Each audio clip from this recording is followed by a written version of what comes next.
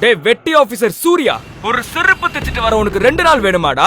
உன்னெல்லாம் எங்க அக்காக்கு கல்யாணம் பண்ணி வச்சான் பாரு எங்க அப்பன், அவன சொல்லணும்டா. அதை கேட்டு எரிச்சல் அடைந்த சூர்யா, இங்க பாரு சதீஷ், கொஞ்சம் பார்த்து பேச. எனக்கு இன்னைக்கு பர்த்டே, அத கூட நிம்மதியா கொண்டாட விடாம நீ உங்க அம்மாவும் ஏன் என்ன பாடா படுத்துறீங்க? ஒரு வயசுக்கு மேல பர்த்டேங்கிறது கோடி கோடியா சம்பாரிச்சவனும் வாழ்க்கையில சாதிச்சவனும் கொண்டாடுறதுடா. நீ ஏன் எங்க வீட்டுல வெட்டியா ஓசி சோறு சாப்பிட்டுக்கிட்டு இருக்க? உனக்கு எதுக்குற அந்த பர்த்டே கொண்டாட்டம்? ஒழுங்கா போய் செருப்பு தைச்சிட்டு வா. சோத்துல இன்னைக்கு 2 துண்டு எக்ஸ்ட்ரா போட சொல்றேன். எலும்ப இல்ல 4 துண்டா போட சொல்லிட்டா போதுமா பர்த்டே கிஃப்ட்? ஒழுங்கா தச்சிட்டு வா என்று அசிங்கப்படுத்தி விட்டு சதீஷ் காலை கட் செய்ய சூர்யா தனது மாமியாரின் செருப்பை எடுத்து கோபத்தில் தூக்கி எறிய நினைத்தான். ஆனால் சுதாரித்துக் கொண்டான். ஏ தண்ட சோறு, ஒரு செருப்பு தைக்க கூட லாயக்கு இல்ல உனக்கு. இந்த செருப்போட வேல்யூ என்னன்னு தெரியுமா உனக்கு? ஏன் தப்புதான் 1.5 லட்சம் ரூபாய் லூயி விட்டான போய் உன்கிட்ட கொடுத்தேன் பாரு. ஏன் புத்திய செருப்பால அடிச்சுக்கணும். ஷோரூம்க்கு எடுத்துட்டு போடான்னு சொன்னா ஏதோ தெருமுன கடையில போய் தைச்சிட்டு வந்திருக்கிற நீ. அறிவில்ல உனக்கு? இத போட்டுக்கிட்டு எப்படிடா நாளைக்கு நான் ஃபங்க்ஷனுக்கு போவேன் என்று தன் கையில் இருந்து செருப்பை தூக்கி தன் மருமகன் சூர்யாவின் முகத்தில் அடித்து கத்திக் கொண்டிருந்தார் மாமியார் வனிதா. மன்னிச்சிருங்க அத்தை, ஏதோ தெரியாம பண்ணிட்டேன். நான் உடனே சரி பண்ணி எடுத்துட்டு வந்துடுறேன். கிழிச்ச போ, எல்லாருக்கும் ஜூஸ் எடுத்துட்டு வா. சூர்யாவிற்கு நடந்த அநியாயத்தை தூரத்தில் இருந்து பார்த்து கொண்டிருந்த அந்த வீட்டின் வேலைக்காரி கமலம், அதுங்கள பாரு, சின்ன பொண்ணுங்க மாதிரி மினிக்கிட்டு தெரியுதுங்க. நம்மள மாதிரி உழைச்ச காசுல சாப்பிட்டா மத்தவங்கள மதிக்க தெரியும், புருஷன் காசுல சாப்பிட்டா எப்படி தெரியும்? நீ இந்த வீட்டு மருமவன் அப்படியா நடத்துறாங்க? இந்த மாதிரி எல்லாம் கஷ்டப்படணும்னு தலையெழுத்தா கண்ணு? இதெல்லாம் உன் பெத்தவங்க பார்த்தா எவ்வளவு மனசு கஷ்டப்படுவாங்க தெரியுமா? அவங்கதான் இங்க இல்லை. விடுங்கக்கா, என் மாமனார் கேட்டா இருந்தா இந்த கல்யாணத்துக்கே நான் ஒத்துக்கிட்டேன். பிரீத்திக்கு என்ன பிடிக்கலன்னு தெரிஞ்சிருந்தா நான் சம்மதிச்சிருக்கவே மாட்டேன் என்று உடைந்த குரலில் வருத்தத்தோடு சொல்லி முடித்தான் சூர்யா. விடுங்க தம்பி, எல்லாம் மாறிடும். அதான் அந்த ஜோசியக்கார் சொன்னார்ல, நாளையில இருந்து உன் வாழ்க்கையே மாறப்போகுதுன்னு. உன் ஜாதகம் ராஜ ஜாதகம். சூர்யாவை உற்சாகப்படுத்தும் விதமாக கமலம் கூற, இதெல்லாம் கேட்க நல்லாதான் இருக்கும். நம்புங்க தம்பி, நடக்கும்.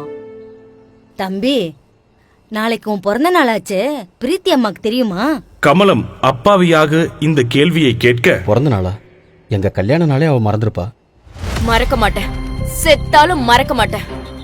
இப்படி ஒரு பரதேசிக்கு கல்யாணம் பண்ணி வச்சு என் அப்பா எனக்கு பெரிய துரோகத்தை பண்ணிட்டாரு என்று கண்ணில் கோபம் தெறிக்க தன் தோழிகளிடம் தன் கணவன் சூர்யாவை பற்றி கேவலமாக பேசிக் கொண்டிருந்தாள் பிரீத்தி. சரி, இவருக்கு தான் அறிவில்ல, இவனுக்காவது அறிவிற்கு வேண்டாம். நல்ல அம்சமா ஒரு பெரிய இடத்து பொண்ணு மாட்டினா இதான் சான்ஸ்னு கம்புக்கமா வீட்டோட மாப்பிளைய வந்து உக்காந்துடுறது. மானம் கெட்டவன். அந்த நேரத்தில் பிரீத்தியின் ஆண் நண்பன் ஒருவன், விடு பிரீத்தி, ஒரு ரேஞ்சுக்கெல்லாம் ஒரு ஆளே இல்ல. பிரீத்தியின் முடிவை எதிர்பார்க்காத சூர்யா சிலை போல் செய்வதறியாது அதிர்ச்சியில் நின்றான்.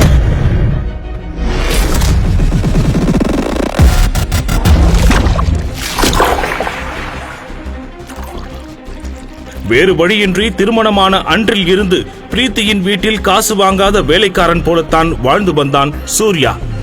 பிரீத்திக்கு சூர்யா மீது இருந்த கொடூரமான வெறுப்பை புரிந்து கொண்ட அவளுடைய தோழி, உனக்கு பிடிக்கலனா டிவோர்ஸ் பண்ணிட வேண்டியதானடி? அது அவ்வளவு ஈஸி இல்ல. அப்படி நான் மட்டும் அவனை டிவோர்ஸ் பண்ணனா என் அப்பா அவர் சொத்துல இருந்து ஒரு பைசா கூட கொடுக்க மாட்டாரு. அண்ட் அந்த கல்யாணம் அவர் முடிவு பண்ணது. அப்ப இதுதான் உன் தலையெழுத்தா? No no no no. அதான் இன்னும் 3 நாள்ல 200 கோடி ரூபாய் ப்ராஜெக்ட யூஎஸ்ல சைன் பண்ண போறேன்ல, அதை சைன் பண்ணி முடிச்சிட்டு இந்தியாவுக்கு வந்து இறங்கினா அடுத்த செகண்டே அந்த பிச்சைக்காரனை டிவோர்ஸ் பண்ணி வீட்டை விட்டு வெளியே துரத்துறனா இல்லையா பாரு என்று கோபத்தோடு மீதம் இருந்த மதுவை ஒரே மடக்கில் குடித்து முடித்தாள். மறுநாள் காலை பரபரப்பாக தன் உடைகளை பேக் செய்து கொண்டிருக்க, தன்னுடைய பிறந்த நாளுக்கு அவள் வாழ்த்து தெரிவிப்பாள் என்று எதிர்பார்ப்போடு புது உடையணிந்து அவள் அருகே வந்து நின்றான் சூர்யா. ஆனால் பிரீத்தி அவனை ஒரு பொருட்டாகவே கருதவில்லை. பிரீத்திக்கு ஒருவேளை நம்ம பர்த்டே மறந்திருக்குமோ என்று நினைத்துக் கொண்டு ஏமாற்றத்துடன் அங்கிருந்து வெளியே செல்ல முயல, ஏதோ ஞாபகம் வந்தவளாக திரும்பிய பிரீத்தி வாழ்த்து சொல்லத்தான் தன்னை கூப்பிடுகிறாள் என்று மகிழ்ச்சி அடைந்த சூர்யா, சொல்லு பிரீத்தி, என்னோட லக்கி ப்ளூ சஃபர் நெக்லஸ் எங்கேயாச்சும் பாத்தியா? எங்க தேடியும் காணும் என்று பிரீத்தி சொன்ன அடுத்த நொடி மனம் தளர்ந்து போனான் சூர்யா. ஆனாலும் அதை கண்டு கொள்ளாமல், அதுவா? அது இந்த லாக்கர்ல தான் இருக்கு. என்று சொல்லி சூர்யா ஜுவல்லரி பாக்ஸை எடுத்து கொடுக்க பிரீத்தி அதனை அவளது பேக்கில் வைத்துவிட்டு கிளம்பினாள். சூர்யா ஏமாற்றத்துடன் பிரீத்தி செல்வதை பார்த்து கொண்டே இருந்தான். பிரீத்தி கிளம்பிய சில நொடிகளிலேயே சூர்யாவின் மாமனார் ரவிக்குமார் உற்சாகமாக வீட்டின் உள்ளே வர, இந்த குடும்பத்தில் மாப்பிள்ளை என்று தன்னை மரியாதையாக கூப்பிடும் ஒரே ஆள் தனது மாமனார் தான் என்பதால் உற்சாகத்தோடு வந்து நின்றான் சூர்யா. இவராவது வாழ்த்துகிறாரே என்று மகிழ்ச்சி அடைந்தான். தேங்க்யூ மாமா. மாப்பிள்ளை கேக் வாங்கி ஃப்ரிட்ஜ்ல வச்சிருக்கேன், எடுத்துட்டு வாங்க. சரிங்க ஐயா. பிரீத்தி விஷ் பண்ணாளா? விஷ் பண்ண மாமா. ஆனால் இந்த மகிழ்ச்சி சில நொடிகள் கூட நீடிக்கவில்லை. ஐயா இங்க ஒண்ணுமே இல்லீங்க. நல்லா பாருங்கம்மா, ஃப்ரிட்ஜ்ல தான் இருக்கும். ஐயா இங்க கேக் இல்லீங்க ஐயா. இல்லையா? வாங்கி ஃப்ரிட்ஜ்ல தானே வச்சேன். ரவிக்குமார் அதிர்ச்சியாகி திரும்பி பார்க்க ஈனோ அந்த கேக்கை சாப்பிட்டுக் கொண்டிருந்தது. அதை பார்த்து கடும் கோபமடைந்த ரவிக்குமார், வனிதா வனிதா! ஏற்கனவே எதிர்பார்த்த வனிதா போன் பேசியபடி திமிராக வந்து நிற்க, மாப்பிள்ள பர்த்டேக்கு வாங்கின கேக்க யார் கீழுக்கு போட்டது? என்னது?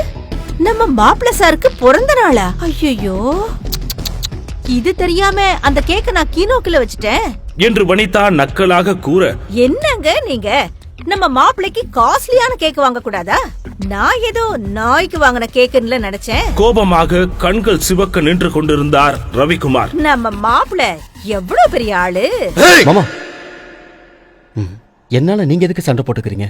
நீங்க வாழ்த்துனதே எனக்கு சந்தோஷம் மாமா. சூர்யா அவரின் பாதத்தை தொட்டு ஆசீர்வாதம் வாங்க ரவிக்குமார் சூர்யாவை கட்டி அணைத்துக் கொண்டார். சரியாக அந்த நேரத்தில் சூர்யாவின் போனிற்கு பிரீத்தியிடம் இருந்து டெக்ஸ்ட் மெசேஜ் வந்தது. தன் வாழ்க்கையிலேயே முதல் முறையாக பிரீத்தியிடம் இருந்து மெசேஜ் வந்ததை நினைத்து மகிழ்ச்சியாக அவளை பார்க்கச் சென்றான் சூர்யா. தன்னுடைய பிறந்த நாள் ஞாபகத்திற்கு வந்து தனக்கு மிகப்பெரிய சர்ப்ரைஸை கொடுக்க போகிறாள் என்று நினைத்து சூர்யாவின் மனம் மகிழ்ச்சியில் அலைபாய்ந்து கொண்டிருக்க அவளுக்காக பூங்கொத்தை வாங்குவதற்கு வண்டியை நிறுத்தினான் சூர்யா. அந்த நேரத்தில் அவனுக்கு ஒரு போன் கால் வந்தது.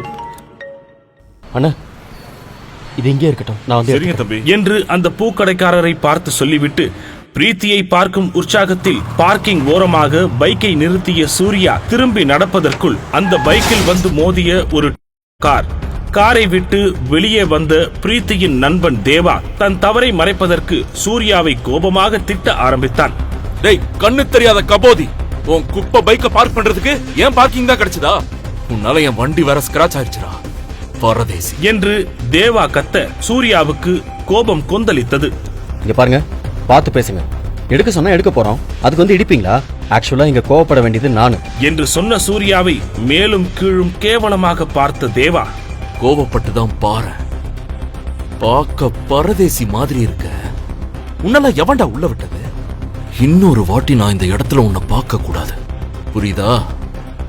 கிளம்புங்கிறது என்று தேவா கடுமையாக பேச தேவாவை முறைத்த சூர்யா தன் முழு கோபத்தையும் அடக்கிக் கொண்டு பிரீத்தியின் கேபினுக்கு செல்ல லிப்டில் ஏறினான். என் ஜுவல்லரி காணோம், எங்க போச்சுன்னே தெரியல. காம் டவுன், கண்டிப்பா பேக்ல தான் இருக்கும். தேடி பாரு. நான் எல்லா இடத்துலயும் நல்லா தேடிட்டேன், எங்கேயுமே காணோம். இந்த சூர்யா வேலையா தான் இருக்கும்.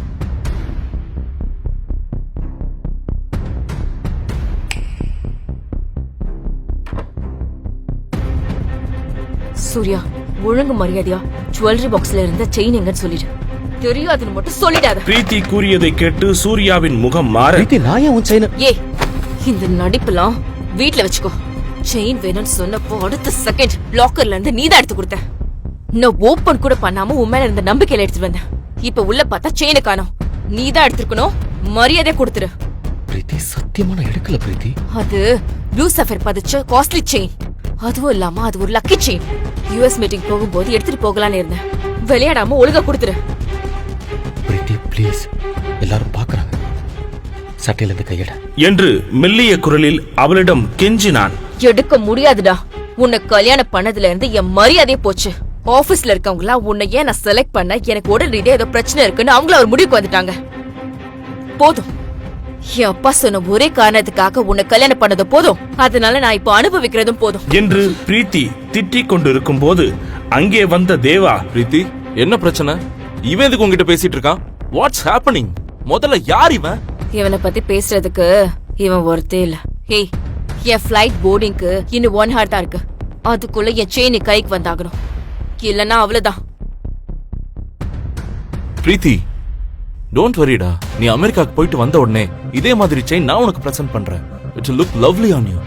என்று தேவா பிரீத்தியின் தோளை தொட்டு ஆறுதலாக பேச, தேவாவை பார்த்து பிரீத்தி புன்னகைக்க சூர்யா மனமுடைந்து திரும்பி நடக்க ஆரம்பித்தான். ஏய், ஒரு நிமிஷம் இரு. என்னது இது கையில? குடு குடு குடு குடு. இது எதுக்கு? பிறந்த நாள் வாழ்த்துக்களுக்காக வந்தவன் திருடன் என்கின்ற பட்டத்துடன் மனமுடைந்து வெளியேறினான். பின்பு பார்க்கிங்கில் பித்து பிடித்தவன் போல் நின்று கொண்டிருந்த சூர்யாவிற்கு கமலம்மாவிடம் இருந்து கால் வந்தது. ஹலோ தம்பி, எங்க தேடி அந்த செயின் கிடைக்கலப்பா. இப்ப என்னப்பா பண்ண போற நீ என்று அக்கறையாக கேட்ட கமலத்திடம், அக்கா எனக்கு தெரியலக்கா என்று பாவமாக கூறினான் சூர்யா. ஆ, என் தாலி செயின் இருக்குது, அத வேணா வச்சு புது செயின் வாங்கி பொண்ணுக்கு கொடுத்துறியா என்று கமலம் அப்பாவியாக சொல்ல, சூர்யா திடீரென உடைந்து அழ ஆரம்பித்தான். தம்பி தம்பி தம்பி அக்கா அதெல்லாம் வேண்டாம்க்கா, நீங்க கேட்டதே போதும், நான் பாத்துக்கிறேன். சரி கண்ணு.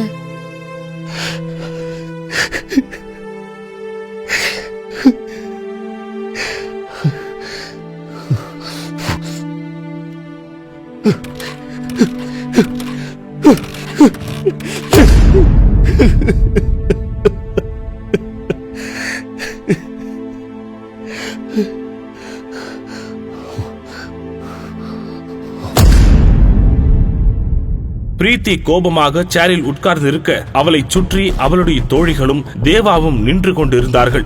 தேவா பிரீத்தியை சமாதானம் செய்து கொண்டிருந்தான். அடம் பிடிக்காத பிரீத்தி, செக்கினுக்கு இன்னும் 1/2 மணி நேரம் கூட இல்ல. அந்த ஃப்ராடு இந்நேரம் அந்த செயினை வித்திருப்பான். ஆமாம் பிரீத்தி, சொன்னா கேளு. நமக்கு செயினை விட அமெரிக்கன் டீல் தான் பெருசு. அதுக்கப்புறம் வந்து கூட நம்ம அவன் மேல கம்ப்ளைண்ட் கொடுத்துக்கலாம். டைம் ஆச்சு பிரீத்தி, கிளம்பு என்று மூவரும் சமாதானம் செய்த பிறகு அரை மனதோடு சூட்கேஸை எடுத்துக்கொண்டு கிளம்பினாள் பிரீத்தி.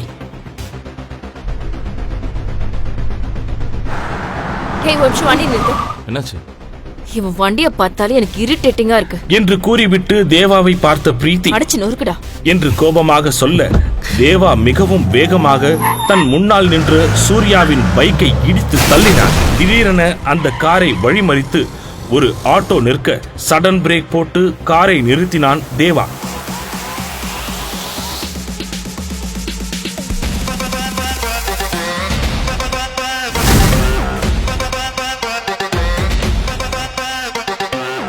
ஏண்டா திருட்டு நாயே, ஓ இஷ்டத்துக்கு ஆட்டோ குறுக்க விடுற? உன்னெல்லாம் ஆபீஸ்லயே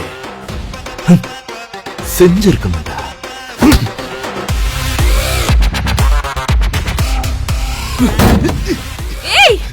நீ என்ன செஞ்சிருவியா? என் பொண்டாட்டிக்கு செயின் வாங்கி கொடுக்க நீ யாரா? நான் உனக்கு பெருசா ஒண்ணு வச்சிருக்கேன்.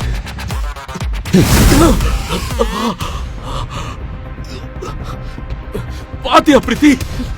நீ செயினை திருடிட்டு அவனை தப்பா பேசுறியா? உனக்குலாம் என்ன தகுதி இருக்கு?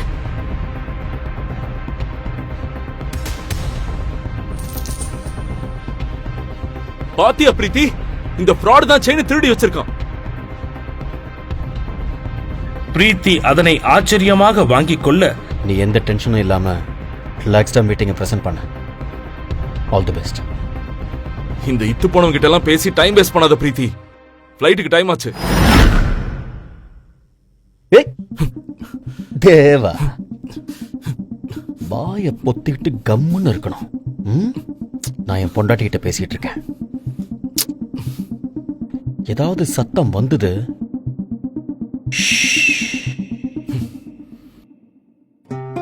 நீ எதுக்கும் கவலைப்படாத பிரீத்தி.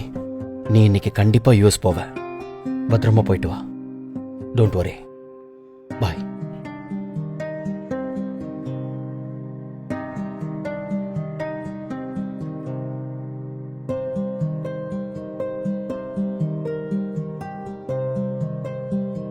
சூர்யா இவ்ளோ கோவப்பட்டு நான் பார்த்ததே இல்ல. எனக்கு அவன் வேற மாதிரி ஒரு ஆளா தெரியறான். டிராபிக்கில் அடித்து பிடித்து விமான நிலையத்தை அடைந்தாலும் உள்ளே நுழைந்த பொழுது அந்த பிளைட் கிளம்பி விட்டது என்கின்ற அதிர்ச்சிகரமான அனௌன்ஸ்மெண்ட் பிரீத்தியின் காதில் கேட்டது. இது எல்லாத்துக்கும் காரணம் அந்த சூர்யா தான். என்று பிரீத்தி புலம்பிக் கொண்டிருக்க நீங்க பிரீத்தி தானே? எஸ். உங்க ஃபிளைட் மிஸ் ஆயிடுச்சுன்னு நீங்க வருத்தப்பட வேணாம் மேம். RSV குரூப் ஆஃப் கம்பெனிஸ்ல இருந்து உங்களுக்காக ஸ்பெஷல் சார்ட்டர்ட் ஃபிளைட் ரெடி பண்ணிருக்கோம். What? May I have your passport? Sure. என்று பாஸ்போர்ட்டை எடுக்க முயற்சிக்க அதோடு சேர்ந்து சூர்யா திருடியதாக சொன்ன செயின் வெளியே வர அதிர்ச்சியானாள் பிரீத்தி. பின் சூர்யா எடுத்த செயினையும் இப்போது கிடைத்த செயினையும் எடுத்து ஒப்பிட்டு பார்த்தாள். எப்படி 2 செயின்? பிரீத்தியின் கையில் உள்ள செயினை பார்த்து வியந்த அந்த அதிகாரி, வா மேம், நீங்க தான் அந்த லக்கி கேர்லா? இது ஒரு லிமிடெட் எடிஷன் சஃபயர் செயின். 1 மணி நேரத்துக்கு முன்னாடி தான் சூரத்ல இருந்து ஸ்பெஷல் சார்ட்டர்ட் ஃபிளைட்ல வந்தது. இது உங்களுக்காக தான் வந்ததுன்னு இப்பதான் தெரியுது. இத யார் வாங்குனாங்கன்னு உங்களுக்கு தெரியுமா? அது கான்ஃபிடென்ஷியல் மேம். சாரி. போர்டிங்க்கு டைம் ஆயிடுச்சு. Shall we move Mrs Surya Chakravarthy? Surya சக்கரவர்த்தி?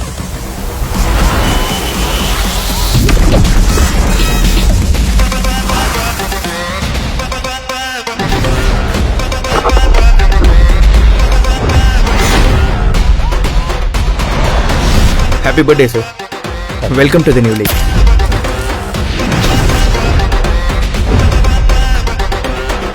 இது உங்க gift, sir. Sir, please. பெரிய உற்சாகம் இல்லாமல் அந்த காரின் உள்ளே ஏறி உட்கார்ந்தான். தன் பர்சில் இருக்கும் தன் அம்மா மற்றும் பிரீத்தியின் புகைப்படத்தை ஒருமுறை பார்க்கிறான். ஹலோ. ஹே பிரீத்தி, ஃப்ளைட் ஏறிட்டியா? இன்னும் இல்ல. என்னாச்சு? ஒரே நிமிஷம், என்ட்ரன்ஸ் கேட் கிட்ட மட்டும் வரியா? எதுக்கு? கொஞ்சம் அர்ஜென்ட், சீக்கிரம். இருவர். ஏர்போர்ட் என்ட்ரன்ஸுக்கு ஓடி வந்தாள் பிரீத்தி. அங்கே அவள் பார்த்தது கனவிலும் எதிர்பார்க்காதது. செருப்பு தைக்கச் சொன்ன மாமியாரே திடீரென்று எல்லோர் முன்னிலையிலும் மருமகன் காலில் விழுந்து மன்னிப்பு கேட்டது ஏன்? தாலி கூட வாங்கித்தர வக்கில்லாத புருஷன் எப்படி தன் மனைவிக்கு பல கோடி ரூபாய் சார்ட்டர்ட் பிளைட்டை வாங்கி கொடுத்தான்? பென்ஸ் காருக்கு சொந்தக்காரன் ஒரு பிச்சைக்காரனை போல் நடிப்பது ஏன்? அவ்வளவு பெரிய US பிளைட்டை ஒரு பிச்சைக்காரனுக்காக ஏன் நிறுத்தி வைத்தார்கள்? முழு கதையையும் கேட்டு மகிழ பாக்கெட் FM ஆப்பை டவுன்லோட் செய்யுங்கள். லிங்க் டிஸ்கிரிப்ஷனில் கொடுக்கப்பட்டுள்ளது.